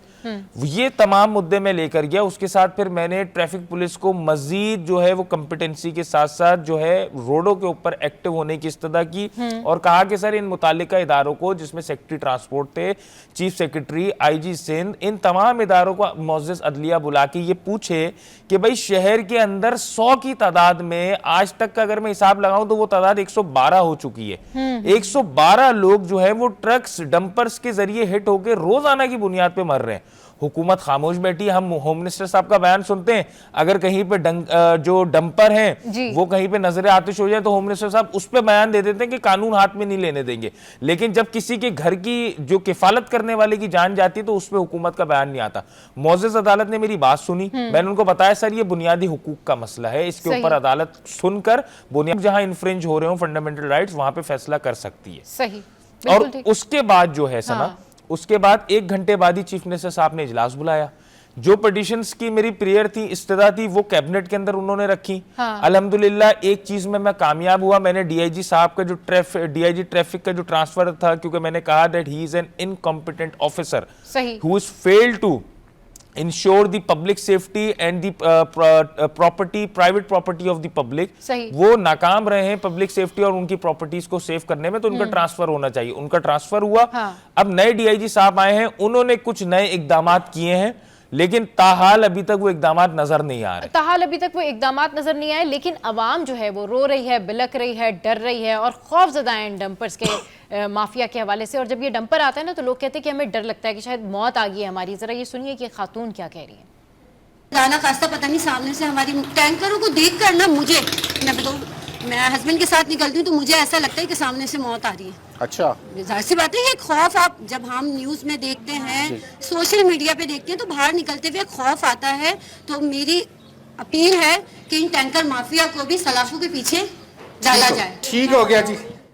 तो जनाब ये देखें, ये वो ख़वातीन हैं जो रोज़ाना अपने घरों में होती हैं, अपने हस्बैंड के साथ जाती हैं या फिर सब्ज़ी लेने जाती हैं या बाहर कहीं भी जा रही होती हैं। डंपर से, इन टैंकर से लोगों को खौफ आने लगा है। मुझे भी हसन ये इन खातून की बात नहीं, कोई भी शख्स, अगर मैं भी बाहर होंगी तो कोई डंपर या ट्रॉलर जा रहा होगा, वो कितना भी दूर हो, लेकिन जहन में खौफ आ जाता है, क्योंकि हमने इनकी जो स्टोरीज हैं वो देखी भी हैं और रोज़ाना की बुनियाद पर इस तरह के हादसा भी होते हैं। ये कितनी ताकतवर माफिया है, इनके पीछे कौन होता है, ये किसके अंडर चलते हैं। यहाँ वक्त तो एक ब्रेक का, ब्रेक के बाद जब वापस आएंगे तो इन सारे सवालों का जवाब लेंगे। हमारे साथ बैरिस्टर हसन खान मौजूद हैं। Stay with us. Welcome back. Karachi में ट्रैफिक के बढ़ते हुए हादसात, इस पर बात करने के लिए हमारे साथ बैरिस्टर हसन खान मौजूद हैं। ये सर कौन इनको कंट्रोल करेगा, ये हैवी ट्रैफिक किसके अंडर आते हैं, क्यों नहीं ट्रैफिक माफिया को रिस्ट्रिक्ट कर दिया जाता। समहाउ रिस्ट्रिक्शंस होती हैं, उसके बाद फिर वही हालात हो जाते हैं। सना देखें, बात यह है इस सूबे में कानून मौजूद है, लेकिन अफसोस के साथ पाकिस्तान, जाहिर सी बात है, पीपल्स पार्टी जिनकी सिंध गवर्नमेंट है, वो कानून बनाने में, अगर मैं पिछले 10 सालों का मवाजना कर लूँ तो सिंध असेंबली नंबर 1 पर आई है लॉ मेकिंग के अंदर। लेकिन सिंध असेंबली का ग्राफ, सिंध गवर्नमेंट का ग्राफ, सॉरी मैं सिंध असेंबली की बात कर रहा हूँ, सिंध गवर्नमेंट का ग्राफ उतना ही नीचे गया है लॉ की इम्प्लीमेंटेशन करने के ऊपर। अच्छा। अब आपके पास मौजूद है traffic engineering bureau act 1985। Motor vehicle ordinance 1965, उनकी अमेंडमेंट्स हुई, 2014 की अमेंडमेंट्स आई हैं 15 में, 21 में, उसमें तमाम कानून के साथ साथ मुआवजे की भी चीजें जो हैं वो मौजूद हैं कि अगर उसमें एक स्केल दिया हुआ है, टेबल दिया हुआ है कि अगर कोई भी फैमिली जिनके साथ ऐसा जो है एक अनफोर्सिएबल इंसिडेंट, अनप्रेसिडेंटेड ऐसा इंसिडेंट, फेटल एक्सीडेंट्स की सूरत में जब वो हलाक होंगे, जाँ बहक होंगे, तो उनके लिए गवर्नमेंट मुआवजा देगी। लेकिन अफसोस के साथ अभी तक गवर्नमेंट ने कोई मुआवजे का ऐलान नहीं किया, बल्कि मैंने लातादाद दफा मीडिया टॉक शोज के ऊपर भी और पब्लिकली भी मैंने ये चीज कही कि भाई हुकूमत की जिम्मेदारी है, क्योंकि जब ड्राइवर भागे जा रहे हैं, या तो एक काम हो जो डंपर्स एसोसिएशन है वो आज ऐलान करे कि जितने लोग जो है वो मारे गए हैं उनको हम जो है वो मुआवजा अदा करेंगे। सही। लेकिन अफसोस के साथ है ये नहीं सुना जा रहा। हम क्या सुनते हैं प्रेस कॉन्फ्रेंस में, जो इनके डंपर्स के जो सदर हैं लियाकत महसूद साहब, वो माफी मांगने के बजाय ये ऐलान कर रहे होते हैं कि हम शहर बंद कर देंगे, हम तमाम ट्रॉलर्स खड़े कर देंगे। ये मसले का हल नहीं है। तो उस पर तो अभी कहा है ना शर्जील इनाम मेमन ने कि ये जो हार्श वर्डिंग्स हैं ये नहीं चलेंगी। देखिए ऑल पार्टीज कॉन्फ्रेंस जो हुई ना, ऑल पार्टीज कॉन्फ्रेंस करी है सियासी ऊपर। देखिए पॉलिटिकल गेम स्कोरिंग होती है, पॉइंट स्कोरिंग होती है, समझ आता है कि आप सियासत करें, आपका राइट है। लेकिन पहली बात तो कल इस बात की इतनी जस्टिफिकेशन हर जमात ने कर दी है, लसानी मसला नहीं है जनाब, हमने तो कभी नहीं कहा लसानी मसला है। From the very first day हर बंदा यही बात रख रहा है। आपने देखा वो सोशल मीडिया प्लेटफॉर्म्स के ऊपर भी यही बात रखी जा रही है कि ये इंसानी मसला है। ट्रक से मरने वाला बता के नहीं मर रहा कि वो पंजाबी फैमिली का है, सिंधी फैमिली का है या उर्दू स्पीकिंग फैमिली का, कौन सी फैमिली का है, लेकिन न ट्रक वाला पूछ के उसको मार रहा है। ये शुरू दिन से इंसानी मसला है, इसको इंसानी मसला सियासत इसमें प्रेस कॉन्फ्रेंसेस जब से होना शुरू हुई हैं बैक टू बैक मुख्तलिफ पॉलिटिकल पार्टीज की, तब से ये सियासी मसला बना है। वरना पूरे कराची वाले तमाम यूथ, तमाम कराचीइट एक पेज पे होकर आवाज भी बुलंद कर रहे थे, पटिशन को भी सपोर्ट कर रहे थे, हर प्लेटफॉर्म पे जो अपने अपने प्रोटेस्ट थे वो भी रिकॉर्ड करा रहे थे, क्योंकि उनको मालूम है कि इंसानी मसला है। बिल्कुल ये इंसानी मसला ही है। अभी इस पे क्या डेवलपमेंट होने जा रही है? क्या आपको उम्मीद है कि भाई ये कोई मसला सॉल्व होने जा रहा है, कोई फायदा होगा पटिशन से, आगे उसके ऊपर कोई इम्प्लीमेंट होगी, कोई सुनवाई होगी? देखिए मैंने अपनी जिंदगी के अंदर अदालतों को प्रोएक्टिव अप्रोच रखते हुए देखा है। अच्छा, उसकी वजह यह है, और प्रॉम्प्ट डिसीजंस फंडामेंटल राइट्स के ऊपर मैंने देखे कहीं ना कहीं ताखीर हो जाती है, क्योंकि थोड़ा सा सिस्टम की जाहिर सी बात है मैनुअल सिस्टम है तो उसके अंदर थोड़ी ताखीर होती है, बट ऐसा नहीं है कि जस्टिस नहीं मिला। आपने देखा होगा हानी मुस्लिम कमीशन की रिपोर्ट लेट आई थी, लेकिन 2018 में कराची वालों को एक इंसाफ मिला कि 4 के बाद आज 7 हाइड्रेंट्स रेगुलराइज हैं। वरना आपको मालूम था कि हर जगह हर रोडों के ऊपर वाटर हाइड्रेंट्स थे। सही। उसके बाद 2022 में 2015 की पिटीशन का जस्टिस गुलजार साहब फैसला कर दे गए जो आर्टिकल 140A की इंप्लीमेंटेशन का था। अगर आपको हल लाना है, अगर मैं हल की तरफ बात करता हूँ, तंकीद बराए तंकीद तो चलती है, लेकिन अगर उस चीज की मैं इस्लाह करूं तो वो बेहतर है। आपको अगर हल लाना है तो आपको जो लोकल गवर्नमेंट्स की बॉडीज है उनको एम्पावर करना होगा। मेयर कराची तो फादर ऑफ द सिटी है, उनके पास एक बहुत बड़ा डिपार्टमेंट डिसमेंटल हुआ है सिटी वार्डन्स का। वो पार्क की ड्यूटीज में नजर आते हैं या किसी वीआईपी प्रोटोकॉल्स में नजर आते हैं। उनको अगर आप समझते हैं कि ट्रैफिक पुलिस की नफरी आपके पास इतनी नहीं है, आप सिटी वार्डन्स को उनके साथ असिस्टेंस के अंदर रखें ताकि मिल के ट्रैफिक कंट्रोल हो, हैवी फाइन्स इंपोज होंगे। और एक जब उनको डर होगा वो इलेक्ट्रॉनिक फाइन्स हो, आपको चेक इन बैलेंस पता हो, सबसे बड़ी बात नंबर प्लेट्स मालूम हो कि ये जो गाड़ी है चेचिस नंबर अलग होता है, बॉडी अलग होती है, ये गाड़ी इन्हीं की है। और अगर ड्राइवर भागा जाए तो आप ओनर को बुलाएं कि ओरिजिनल डॉक्यूमेंट्स के साथ थाने तलब करें और उससे पूछें कि भाई तुम्हारे ड्राइवर ने ये कानून भी कहता है। ड्राइवर को भागने के लिए तो डंपर को रुकना जरूरी है ना, डंपर तो रुकता ही नहीं है। डंपर तो अगर उसने किसी का एक्सीडेंट कर दिया तो कई केसेस में ऐसा होता है डंपर वाले भाग जाते हैं। तो आप तो ये कह रहे हैं कि ड्राइवर अगर भाग जाता है तो डंपर रोक के तो ऑनर को बुलाएं। तो ये तो हमारा जो शहर है उसका तो हाल ये है कि जहाँ डंपर चलते हैं स्पेशली रात में, तो पता नहीं वो तो किस तरीके से लोगों को कुचलते हुए जाते हैं। उनको तो ये पता ही नहीं होता कि मेरे साइड पर जो है वो कोई बाइक गुजर रही है या साइड से कि कोई खातून जो है वो रोड क्रॉस कर रही है या कोई बच्चा है, मतलब वो जा रहा है। वो तो डंपर माफिया तो अपनी एक फैंटेसी में ड्राइव करते हैं, मुझे तो ऐसा लगता है। मेडिकल टेस्ट करवा लेते हैं, हाँ, मेडिकल टेस्ट के बाद पता लग जाएगा कि उनकी फैंटेसीज की रीजन जो है वो क्या है। ये भी गवर्नमेंट के सामने सवाल रखा है कि जो ड्राइवर्स हैं ना उनके मेडिकल टेस्ट होने चाहिए। और जितने ट्रक्स ट्रॉलर्स जो हैं वो टूल प्लाजा से एंटर हो रहे हैं, वहां पे चलिए हमारे सर, आपने मेडिकल टेस्ट भी करवा लिया, उन्होंने आपकी बात भी रख ली, सारी इंप्लीमेंटेशन हो गई, डंपर ड्राइवर जो है वो अरेस्ट हो गया, फिर 4 महीने बाद वो छूट जाएगा? नहीं, उसकी वजह है, हाँ, उसकी वजह ये जमानत है, पे तो वो पहले ही रिहा हो जाता नहीं, उसकी वजह ये है कि आपकी अगर पुलिस चाहे, इन्वेस्टिगेशन चाहे, मजबूत केस बनाना, तो क्योंकि कभी कभी ऐसा होता है, मैं अगर कानूनी नुक्ते पर आऊं तो देखिए, कानूनी नुक्ते में अगर आप जाएंगी या मैं जाऊंगा, जब आप कोर्ट चले जाते हैं ना, सियासी और मसालियती मामला आपके दरवाजे हो जाते हैं बंद। When you are before the competent court of law, it means they are and you are bound down to implement अच्छा, एंड इनके फॉलो पास द जो लाइसेंस प्रोसीजर। होते हैं उसके अंदर इस तरह का कुछ होता है कि जी अगर एक्सीडेंट है तो उसमें इनकी जमानत हो जाएगी? मैं वो थोड़ा बिल्कुल सा, हाँ, इसी बताएं। तरफ आ रहा था। हाँ। देखिए, अगर लाइसेंस होगा हाँ। तो उसके साथ ये हो जाता है कि 279 रैश ड्राइविंग की पीपीसी पाकिस्तान पीनल कोड, उसके साथ 427 किसी चीज को नुकसान पहुंचाने की जिसकी मालियत 50 रुपए से ज्यादा हो। अगर लाइसेंस है तो 320 की दफा लगती है जो कत्ले खता के अंदर फॉल होती है। अगर लाइसेंस नहीं है तो 322 की दफा लगती है जो कत्ले बिस सबब बनता है कि किसी ने उसको जो है वो कत्ले बिस सबब का फॉल एम्बिट में फॉल होता है। अच्छा, अब इसके अंदर इन्वेस्टिगेशन क्या करती है? इन्वेस्टिगेशन ये करती है कि कहीं ना कहीं लाइसेंस जो है, अगर लाइसेंस नहीं है लेकिन वो उन चीज़ों का जो एफआईआर के कंटेंट्स होते हैं वो इस तरीके से जो है वो बना दिए जाते हैं, नैरेट किए जाते हैं कि उनके लिए बेल के ग्राउंड्स मजबूत हो जाते हैं। जबकि है ना, जिनके अगर ड्राइवर के पास लाइसेंस नहीं है, ओनर है, ओनर की डायरेक्शन पे ट्रॉलर चल रहे हैं ना, तो उसके लिए भी कानून के अंदर शिक मौजूद है। पाकिस्तान पीनल कोड का सेक्शन 114 है, वो कहता है कि जिसकी डायरेक्शन पे ये मेलाफाइडली जो है, ये क्राइम जो है ये कमिट हुआ है, हाँ। उसको भी आप जो है वो मुल्जिम बनाकर कोर्ट के अंदर लाएं ताकि उसके ऊपर केस चले। आपने देखा होगा, बहुत मशहूर वाकया गुजरा है नताशा का जो एक केस हुआ था, एक बड़ा मशहूर वाकया था। उसके अंदर यही इन्वेस्टिगेशन की एक नेग्लिजेंसी थी कि उन्होंने 320 लगा दी थी, लेकिन जब मजिस्ट्रेट ने इंक्वायरी कॉल अप करी तो वो 322 में गई। तो ये सेक्शंस का जो है, हाँ। तो मैं शहरियों को भी कहूंगा आपके मॉर्निंग शो के थ्रू कि लिहाजा अपनी एफआईआर पढ़ के साइन की जाए, और एफआईआर पढ़ के साइन करने के साथ साथ एक एक चीज किसी ना किसी ऐसे शख्स को पढ़ाएं जो आपको सही गाइड कर सके, क्योंकि अगर एफआईआर आपकी कमजोर हो गई, केस आपका डैमेज हो जाता है। ठीक है जी, बहुत शुक्रिया। बैरिस्टर हसन खान जो है इस वक्त हमारे शो पर मौजूद थे, और हम यही दुआ करते कि ये मामला जो है वो हल हो जाए, क्योंकि डंपर माफिया ने अवाम का जीना जो है वो हराम किया हुआ है।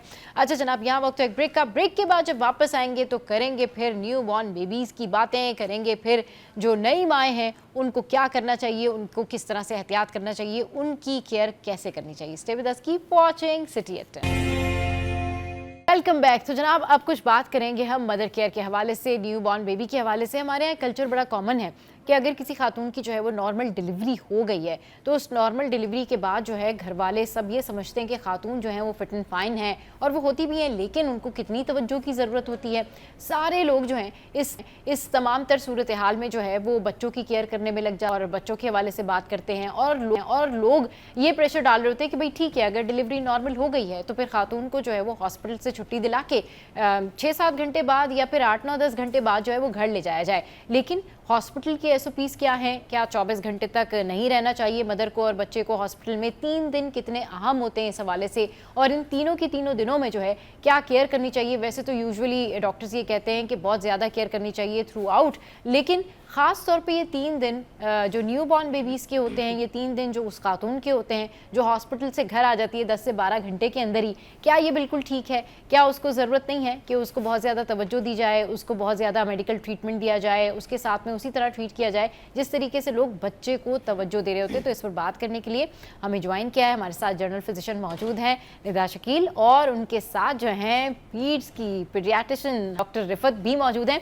तो इन दोनों से जो है वो आज बात करेंगे और पूछेंगे कि भाई रिफत ये बताएं कि आपने भी बहुत सारे ऐसे केसेस देखे होंगे समहाउ जिनकी डिलीवरीज नॉर्मल होती हैं और वो 8 या 9 घंटे बाद या सुबह अगर उनके यहाँ बेबी पैदा हुआ है तो वो शाम को छुट्टी लेके घर चली जाती हैं। क्या ये वाकई बस ये ठीक है, इतना ही होता है एक औरत के लिए कि बस आपने उसको हॉस्पिटल में एडमिट कराया और ले आए, उसको 24 आवर्स केयर की ज़रूरत नहीं होती? क्या उसको 3 दिन तक हॉस्पिटल में रख के उसकी केयर करके, उसकी तमाम ट्रीटमेंट्स पूरे करके, उसकी ट्रेनिंग करा के, उसको सारी SOPs बता के घर नहीं भेजना चाहिए? You're very right Saba. Actually हमारे यहाँ होता ये है कि अक्सर नॉर्मल डिलीवरी हो गई, which is a huge blessing, but जो घर की बाकी औरतें होती हैं वो कहती हैं हमने भी बच्चे पैदा किए हैं। और पहले आपको पता है एक ट्रेंड हमारे यहाँ बहुत आम था होम डिलीवरीज का। So the common perception was कि नॉर्मल डिलीवरी में होता ही कुछ नहीं है, it's a very normal procedure. तो वो परसीव नहीं कर पाते हैं कि इसके कोई साइड इफेक्ट्स हो सकते हैं, इसके बाद कोई कॉम्प्लिकेशंस हो सकती हैं। बट सैडली होता ये है कि कुछ कॉम्प्लिकेशंस जो हेमरेजिक कॉम्प्लिकेशंस हैं, एक्सेसिव ब्लीडिंग की, वो कॉम्प्लिकेशंस आपको या तो 1-2 घंटे के अंदर अंदर भी हो सकती हैं या 24 घंटे के बाद भी हो सकती हैं। एंड हमने इतने ड्रास्टिक केसेस देखे हैं जहाँ पे नॉर्मल डिलीवरी हो गई, मदर वाज परफेक्टली फाइन और उसने इंसिस्ट किया कि मुझे मैं बस ठीक हूँ ना, मैं चल फिर रही हूँ, बच्चा भी ठीक है। 2-4 घंटे में they all wanted to go home because they wanted to do the celebrations and everything. Next day वो औरत बेहोश हालत में आती है, she has lost so much blood कि she has blood out, rivers of blood actually, क्योंकि वो बहुत ज़्यादा खून जिस्म से ज़ाया होता है, 2-3 बोतलों के बराबर खारिज हो चुका होता है। And it becomes a very critical stage. And यकीन करें कि उस वक्त मदर को सेव करना बहुत मुश्किल होता है, वो लाइफ एंड डेथ सिचुएशन हो जाती है।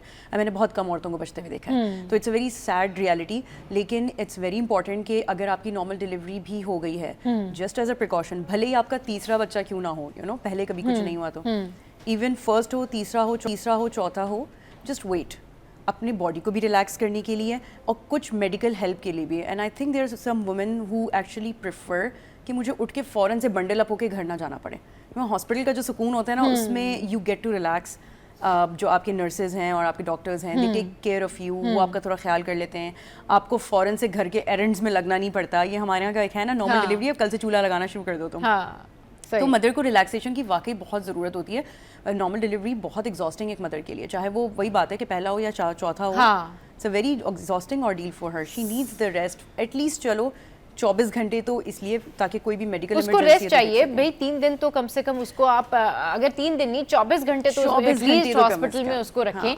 और फिर उसको वो, ताकि वो अवेयर हो जाए उस एटमॉस्फेयर से, डॉक्टर्स उसकी केयर करें, उसे बता दें। बहुत सारी चीज़ें गाइडेंस के लिए होती हैं जो शायद आपको डॉक्टर्स ही बताते हैं। डॉक्टर निदा हमारे साथ मौजूद हैं। डॉक्टर निदा, ये बताइए कि बॉर्न बेबीज़ को जो पहले 3 दिन होते हैं वो कितने अहम होते हैं, उनको क्या जो है वो देना चाहिए, क्या उनके साथ में ट्रीटमेंट रहना चाहिए, किस तरीके से उनकी टेक केयर करनी चाहिए? बेबीज का सवाल का जवाब तो ये दें कि मैं लेकिन आप ओवरऑल एज जनरल फिजिशियन तो देखिए, जो 9 मंथ्स का पीरियड होता है ना, वही बहुत स्ट्रेस होता है, जिसको हम कहते हैं फिजियोलॉजिकल स्ट्रेस। सही, पैथोलॉजिकल नहीं है, कोई बीमारी नहीं है, बट फिजियोलॉजिकल है। सही, ठीक है।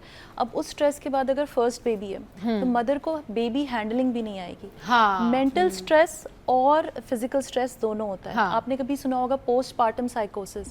यंग मदर्स होती हैं, उनको पता नहीं होता कि बच्चों को कैसे उठाना है, कैसे फीड कराना है, ठीक है, कैसे नहलाना है। ये सारी चीजें जो है हमें सिखानी चाहिए। सही। अच्छा, ब्रेस्ट फीडिंग का कॉन्सेप्ट नहीं है, पेन हो रहा होता है। अच्छा, यूट्राइन भी कॉन्ट्रैक्शन हो रही होती है, उसमें पेन हो रहा होता है। मेरा तो नहीं ख्याल कि आप 6-7 घंटे में उनको बोलें कि उठो चलो, कोई गाय भैंस नहीं है, ठीक है। वो पेन वाला स्ट्रेस, ठीक है, और वो नए बेबी का स्ट्रेस, अगर बेटी पैदा हो गई तो बेटा कब होगा, तो इसका अलग स्ट्रेस है, ठीक है, ये वाला स्ट्रेस। इसके अलावा मेडिकल कंडीशंस बहुत सारी होती हैं ड्यूरिंग द प्रेगनेंसी, जैसे शुगर होती है औरतों को, ब्लड प्रेशर हो जाता है। उसके लिए नेसेसरी है कि आप 24 घंटे से 3 दिन, जैसे आप कह रही हैं, उसको मॉनिटर करें कि वो ठीक भी हुआ है कि नहीं है। अगर आपका ब्लड प्रेशर हाई है प्रेगनेंसी में, तो ऐसा नहीं कि आपका फौरन ब्लड प्रेशर ठीक हो जाएगा और वो आप उठा के उसको घर लेके चले जाएंगे तो उसको फिट्स पड़ सकते हैं, खुदा ना खास्ता, बहुत कुछ ऐसा हमने देखा है। इवन शुगर्स हाई हो सकते हैं, बेबी को नुकसान हो सकता है, तो ये सीज कर सकती है। तो ये सारी चीजें, LFT डिरेंज्ड होते हैं, जिगर के फंक्शंस होते हैं, तो ये सारी चीजें लोग देखते नहीं, बस बच्चा पैदा हो गया और मदर को घर लेकर जाए। इवन 6 वीक्स जो पोस्टपार्टम है, उसके अंदर डाइट, एक्सरसाइज, वजन, ये सब चीज़ों का ख्याल, ब्रेस्ट फीडिंग, पानी कितना पीना है, वॉक कितनी करनी है, अगर सिजेरियन हुआ है तो स्टिचेस का ख्याल रखना है, खांसी नहीं होनी है, कॉन्स्टिपेशन नहीं होनी है, ये सारी चीज़ें जो बहुत अहम है। और हम निकल जाते हैं काम करने घर के। बिल्कुल सही कह रही है। मतलब और कॉन्सेप्ट ये है कि जी शोर ये मच रहा होता है जी कि भाई नॉर्मल डिलीवरी हुई है और तो कोई इशू ही नहीं है। जिसकी डिलीवरी हुई है आप उससे पूछें कि वो किस इशूज से गुजर रही है, उसके दिमाग पे कितना प्रेशर है, मतलब वो एक कितना भी आप ट्रेनिंग करवा लें डॉक्टर निदा, लेकिन उसके बाद भी ही बड़ा ज़रूरी होता है कि डॉक्टर काउंसलिंग करे, डॉक्टर वहाँ पर मौजूद हो, एटलीस्ट 2 दिन तो उसको उसकी डॉक्टर के साथ, जो उसकी गायनी की डॉक्टर है जिसने उसको ट्रीट किया है थ्रू आउट, इवन नर्सेज उसके साथ तो आप रहने दें। दे आल्सो हेल्प कि आपने कैसे फीड कराना है, कैसे उठाना है, बिठाना है। इवन जो आपके रिश्तेदार हैं, क्योंकि आप घर जाके तो घर की जिम्मेदारियों में लग जाएंगे ना, सही, ठीक है ना। और बिल्कुल लिटाना भी नहीं होता है, लेकिन आपको उसको स्ट्रेस फ्री रखना है, स्ट्रेस अच्छी डाइट रखनी है, पानी अच्छा पीना है, सही, ठीक है। ये सारी चीजें, क्योंकि यूजुअली ये होता है ना कि जो चीज़ आप घर जाकर सीखेंगे तो डेफिनेटली उसमें कुछ चीज़ें आप मिस कर देते हैं, लेकिन जो चीज़ आपको डॉक्टर बता रहा होता है उस टाइम पर वो आप बहुत ज़्यादा सुन रहे होते हैं, फोकस कर रहे होते हैं कि अच्छा ठीक है डॉक्टर ने मुझे ये बताया, तो घर वाले भी उस चीज़ का ध्यान रखते हैं। वरना यूजुअली जिस तरीके से अभी रफत ने कहा ना कि हमारे यहाँ तो कल्चर यही है कि वो कहते हैं ठीक है जी घर लेके चलो, सब हम करवा लेंगे, हमें पता है कि किस तरह करना है। तो वो चीज़ें जो है बहुत सारे लोगों के लिए स्ट्रेस का बायस बनती है, और इस तरह की जो खवातीन है आप देखें उनको बहुत ज़्यादा डिप्रेशन होती है, और वो कई टाइम तक डिप्रेशन रहती है, क्योंकि वो सडन जो सिचुएशन है वो कैरी तो कर लेती हैं, लेकिन फिर उसको लेके चलना, उसको निभाना बड़ा मुश्किल हो जाता है, और फिर वो अपने ससुरालों में भी ताने सुनती हैं, और मैके वालों से भी उनको ताने ही मिल रहे होते हैं कि भाई तुम्हें तो एक बच्चा पालना नहीं आ रहा। अच्छा जनाब, यहाँ वक्त तो एक ब्रेक का, ब्रेक के बाद जब वापस आएंगे तो मजीद इसके ऊपर डिस्कशन करेंगे। Stay with us. Welcome back to doctor Nida, और डॉक्टर रिफत हमारे साथ है और हम बात कर रहे हैं बॉर्न बेबीज़ की, नई माओं की। अच्छा ये बताइएगा डॉक्टर निदा कि जो अर्ली 3 डेज़ हैं उसमें डाइट हो गई या फिर उनकी जो साइकोथेरेपी है, उनका जो ट्रीटमेंट है, वो किस तरीके से करना चाहिए? सबसे पहले तो डाइट के बारे में मैं आपको बताऊं कि डाइट में हेल्दी डाइट होनी चाहिए। हेल्दी डाइट हमारे यहाँ घी है, ठीक है। हमारे यहाँ जो कॉन्सेप्ट है ना लोगों का कि घी और चीनी और पता नहीं क्या क्या जो वो मरीज़ तो नहीं कह सकते, जो हमारी मदर है उसको मोटा करने के अलावा और उसको गैस्ट्राइटिस करने के अलावा और कुछ नहीं करेगा, ठीक है। अच्छा। तो आपने क्या करना है, क्योंकि वो ब्रेस्ट फीडिंग मदर है, ब्रेस्ट फीड करा रही है, तो आपने मिल्क के प्रोडक्ट्स उसको ज़्यादा देने, पानी वाले प्रोडक्ट्स ज़्यादा देने। अगर सिजेरियन सेक्शन है, स्टिचेस लगे हुए हैं, तो आपको उसको सॉफ्ट डाइट देनी है, ठीक है। और इसके अलावा ऐसी चीज़ें देनी है जिससे कॉन्स्टिपेशन ना हो, फाइबर रिलेटेड चीज़ें देनी है, जैसे फ्रूट्स देने हैं तो आपने छिलके के साथ देने हैं, गंदम की रोटी देनी है, ठीक है, सैलड्स देने हैं। प्रोटीन का इंटेक बहुत ज़्यादा रखना है, क्योंकि देखिए प्रोटीन जो होता है वो मसल बनाता है, ठीक है। आपके वैसे ही मसल्स बिल्कुल यानी जब नॉर्मल डिलीवरी होती है तो उसके अंदर बहुत ज़्यादा फटीग्ड हो गए होते हैं। तो अगर आप प्रोटीन, अंडा, दूध, दही, फिश, चिकन, इसकी बजाय हम क्या करते हैं, हम पंजीरियां दे रहे होते हैं। अच्छा पंजीरियां भी दें, नट्स आर गुड, ठीक है, बट उसको दूसरी तरीके से, like so much amount of ghee, so much amount of sugar, वो सिवाय उसका वजन बढ़ाने के, शुगर करने के और ब्लड प्रेशर बढ़ाने के, कोलेस्ट्रॉल बढ़ाने के कुछ नहीं बढ़ाएगा। तो ये आप उसके लिए फ़ायदा नहीं कर रहे, नुकसान कर रहे हैं। तो बेसिकली प्रोटीन, अंडा, दूध, दही, वाटर इनटेक, ठीक है, फ्रेश फ्रूट्स, फ्रेश वेजिटेबल्स, ये होने चाहिए ताकि कॉन्स्टिपेशन ना हो और आपके स्टिचेस को प्रॉब्लम ना हो। सही। रिफत आप ज़रा बताएं कि न्यू बॉर्न बेबी की केयर किस तरीके से करनी चाहिए, स्पेशली अर्ली 3 डेज़ और फिर उसके बाद थ्रू आउट? देखिए Saba soon after the baby is born, और डॉक्टर ने अगर उसको क्लियर कर दिया कि आपका बच्चा बिल्कुल ठीक है, बच्चे ने सांस सही ले ली, बच्चे की और बाकी सारा सिस्टम बिल्कुल ठीक चल रहा है, और उस बच्चे को दाखिले की कतई ज़रूरत नहीं है। So the first and foremost thing is breast feeding. Breast feeding का रुझान वेरी अनफॉर्चुनेटली हमारे यहाँ बिल्कुल तकरीबन ख़त्म होते जा रहा है। चीज़ें बहुत फैशनेबल होती जा रही हैं। Every other mother, even after मैंने नॉर्मल डिलीवरी देखा है, नहीं मुझे तो अभी कुछ नहीं आ रहा, आप बच्चे को टॉप फीड दे दें। अब वो इतना रेजिस्ट करने लग जाती है, क्योंकि mother feed is one thing जो हम ज़बरदस्ती नहीं करवा सकते, the mother has to be willing for it. तो इसलिए क्या होता है कि उनकी पहली प्रायोरिटी होती है कि नहीं अभी मेरा मूड नहीं है, अभी मैं थकी हुई हूँ, अभी आप ज़रा इसके ना फीडर लगा दें इसके मुँह में। We are very much against formula feed now. हम फार्मूला के इतने सख्त खिलाफ हो चुके हैं कि पीपीए ने तो अब बाकायदा उसके लिए जो है ना वो दफ़ा तैयार करवा लिया है कि now it's going to be punishable अगर हम ब्रेस्ट फीडिंग को प्रमोट ना करें तो। अब इस चीज़ को हमने पनिशेबल ऑफेंस बना दिया है। So the first and foremost thing is breast feeding. बहुत अच्छे से प्यार से मदर को बैठ के समझाना पड़ता है कि it looks difficult, we will help you, हम आपकी मदद करेंगे, बट थोड़ा सा कोशिश करो, एफर्ट्स करो, अपने बच्चे के लिए एफर्ट करो। So the breast feeding is the first and foremost thing. अच्छा उसका एक और फ़ायदा है, सिर्फ दूध नहीं है, वो माँ बच्चे को स्किन टू स्किन कॉन्टैक्ट दे रही है। हमारे यहाँ बाहर मुल्कों में क्या होता है, as soon as the cord is cut, बच्चे को ऊपर से सिर्फ खुश्क करते हैं, कुछ और नहीं करते। ओके देखते हैं रो रहा है, क्राई कर रहा है, सीधा माँ के ऊपर औंधा लिटा देते हैं। वो माँ के ब्रेस्ट पे औंधा लिटा देते हैं while you are cleaning up the mother. वो बेबी सारा टाइम पे माँ उसको एज अ कुकून अपने ऊपर रखती है, उसके ऊपर ब्लैंकेट डाल के अपने स्किन से उसको वार्म करती है। मतलब वहाँ पे तो नर्सरी में भी नहीं लेके जाते बच्चे को, बाहर का इतना खूबसूरत वो है। हमारे यहाँ प्रोटोकॉल अभी यहाँ तक नहीं पहुँचा है। We still have to take the baby to the nursery, clear him up and then give to the mother. और अब हम इनकरेज करते हैं, रखो अपने सीने से लगा लो, तुम्हें दूध नहीं आ रहा तुम उसकी टेंशन बिल्कुल नहीं लो, बच्चे को सीने से लगाओ, give the baby skin to skin contact, बच्चे को पता चले कि हाँ ये वही है। और बेबीज पहचान लेते हैं, दे गेट वेरी कंफर्टेबल। जो ही उसको माँ की आवाज़ आती है या माँ की एक लम्स होता है ना, वो उसको फील होता है, उसमें बच्चा इंतहाई कंफर्टेबल हो जाता है। फिर वो जो सारे मसले मसाइल हैं जो कहते हैं ना, गैस हो गई, कोलिक हो गई, बच्चा सारी सारी रात चीख रहा है, चिल्ला रहा है, बेजार हो रहा है, ये बच्चे का तरीका होता है अपना स्ट्रेस शो करने का। He wants that closeness, he wants that warmth to feel comfortable. So the mother should provide that first hand. और ये हम usually family को भी encourage करते हैं, give the mother some privacy with the baby. ठीक है। दूसरी सबसे important चीज़ हमारे यहाँ एक सुन्नत है घुट्टी की, no doubt बहुत खूबसूरत सुन्नत है। One thing we need to understand now कि हमारे ज़माने की जो घुट्टियाँ हैं वो उस सुन्नती ज़माने की साफ़ सुथरी पाक साफ़ घुट्टी के बराबर नहीं है। वेरी अनफॉर्चुनेटली हमारे यहाँ हर तरह के माइक्रो ऑर्गेनिजम्स हैं, हर तरह के जरासीम हैं जो हमें नज़र नहीं आते। And they इन्फेस्ट on sweet things like शहद, घुट्टी, यानी वही जो खजूर को आप मिसल कर देते हैं, इन चीज़ों के ऊपर वो फंगस हो गए, यीस्ट इन्फेक्शंस हो गए, वो उस पर बाकायदा ग्रो करते हैं। तो ये चीज़ें अगर पहल बच्चे को दूध देने से पहले अगर हम घुट्टी खिला देते हैं, और मेरे पास बहुत से बच्चे हैं वो रोते धड़ते हुए वापस नर्सरी आते हैं, देर वॉमिटिंग लाइक एनीथिंग, उनका मैदा फुली इरिटेट हो चुका होता है, वो दूध लेने के काबिल नहीं रहता, उनको दाखिल करना पड़ता है, ठीक है, और 24 घंटा भूखा रखना पड़ता है। वो बड़ी अजियत है, जाहिर सी बात है, पेरेंट्स के लिए भी और बच्चे के लिए भी। तो अब हम ज़रा घुट्टी के खिलाफ हो गए, हम कहते हैं कि नहीं, आप जो है माँ को घुट्टी खिला दें एज अ सुन्नत, एंड माँ के दूध के जरिए वो तासीर बच्चे में चली जाएगी, तो हमारी सुन्नत भी पूरी हो जाएगी। अच्छा डॉक्टर इंदा, आप बताएं कंक्लूजन क्या है कि बस क्या करना चाहिए अर्ली 3 डेज और थ्रू आउट? पोस्टपार्टम डिप्रेशन और साइकोसिस की बात कर लेते हैं। ये हर माँ को होता है, थोड़ा या कम या ज़्यादा होता है, हर औरत को होता है। हम इसको यानी आइडेंटिफाई नहीं कर पाते, ठीक है।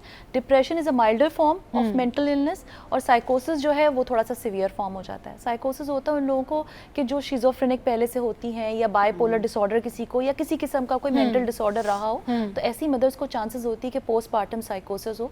और इसमें ख़तरा ये होता है कि उसे हेलुसिनेशंस, डिल्यूजन्स आती हैं, ऑब्सेसिव हो जाती है वो। अच्छा, कभी कभार नेगेटिव थॉट्स होती हैं, मैं मर जाऊँ, बच्चे को मार दूँ, उठा के फेंक दूँ, तो ये फिर बच्चे को थोड़ी देर के लिए, अगर आपने आइडेंटिफाई कर लिया एक डॉक्टर ने, तो थोड़ी देर के लिए ऑब्वियसली आपको दवा की भी ज़रूरत है, साइकोथेरेपी की ज़रूरत है, बच्चे को थोड़ा सा सेफ थोड़ा दूर करना पड़ता है। लेकिन अगर उसको माइल्डर डिप्रेशन है जो कि हर फीमेल को होता है, ठीक है, वही वाली बात है कि बेटी हो गई, ठीक है, बेटा नहीं हुआ, या मैं बहुत स्ट्रेस से गुजरी, ऐसा क्यों हो रहा है मेरे साथ, लाइक उसमें क्या होता है कि आपको ये फील होता है कि आप क्राइंग, आपको बार बार रोना आएगा, ठीक है, स्लीप डिस्टर्बेंस खराब हो जाएगी, खाने का दिल नहीं करेगा, सही तो है। इस सूरत हाल में उनको फैमिली वालों को कोप अप करना चाहिए। इसमें ना अगर इफ दे नीड हेल्प, तो उनको साइकोथेरेपी की जरूरत है। सिर्फ साइकोथेरेपी से भी आराम से काम की जरूरत है, बजाय इसके कि वो लड़ाई, वो जो ससुराल और उसमें लड़ाई शुरू हो जाती है, ड्रामे कर रही है। This is not drama, hormonal change होता है उसकी बॉडी में। ठीक है जी, तो जो ससुराल वाले और मैके वाले हैं वो लड़ाइयाँ ना करें, वो हार्मोनल चेंजेस होते हैं, साइकोथेरेपी से मामला जो है वो सॉर्ट आउट हो सकता है।